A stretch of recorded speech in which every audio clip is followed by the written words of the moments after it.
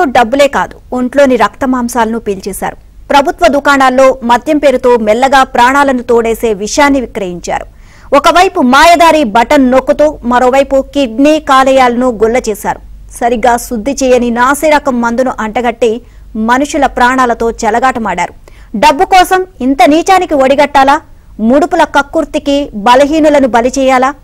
జగన్ హయాంలో జరిగిన మద్యం స్కామ్లో ఆర్థిక నేరం ఒకటే కనిపిస్తోంది. ఆ లెక్కను సిట్ తవ్వితీస్తోంది. మరి వందల కుటుంబాల కన్నీళ్లకు జవాబు చెప్పేదెవరు? నాసిరకం మద్యానికి అవయవాలు దెబ్బతిని జీవోత్సవాలుగా బతుకుతున్న వారికి దిక్కెవరు?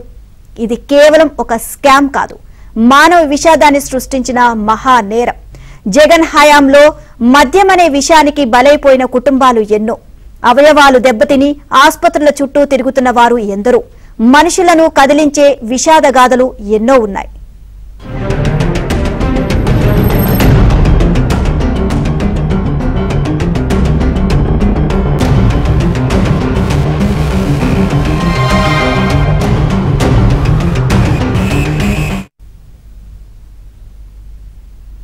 ఉమ్మడి గుంటూరు జిల్లాలో జే బ్రాండ్ మద్యం తాగి ప్రాణాల మీదకు తెచ్చుకున్న బాధితుల సంఖ్యకు లెక్కేలేదు.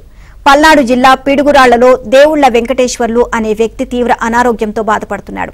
వైసీపీ హయాంలో 5 ఏళ్ల పాటు ప్రభుత్వ మద్యం తాగడం వల్లే వెంకటేశ్వర్లు ఆరోగ్యం క్షీణించిందని, ఆసుపత్రి చుట్టూ తిరగాల్సిన దుస్థితి వచ్చిందని కుటుంబ సభ్యులు ఆవేదన వ్యక్తం చేస్తున్నారు.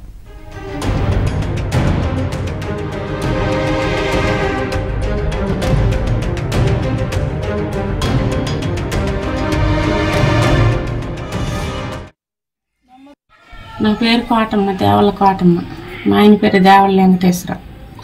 ఒక 5-6 సంవత్సరాల నుంచి ముందు తాగి 6 నెలల నుంచి బాధపడుతుండో గవర్నమెంట్ హాస్పిటల్లో చూపించు. ఆయనే మాకు ఏమీ లేదు, బతుకు తీరు చేసుకుంటే తినాలా లేకట్లేదు.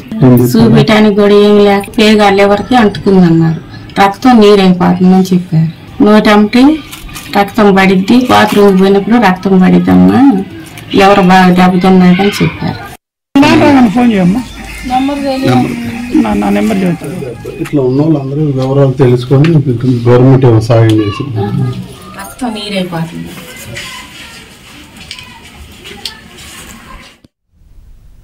జే బ్రాండ్ మద్యం తాగడం వల్ల పల్నాడు జిల్లా పిడుగురాళ్లలో బత్తుల హరికృష్ణ అనే వ్యక్తి మరణించాడు.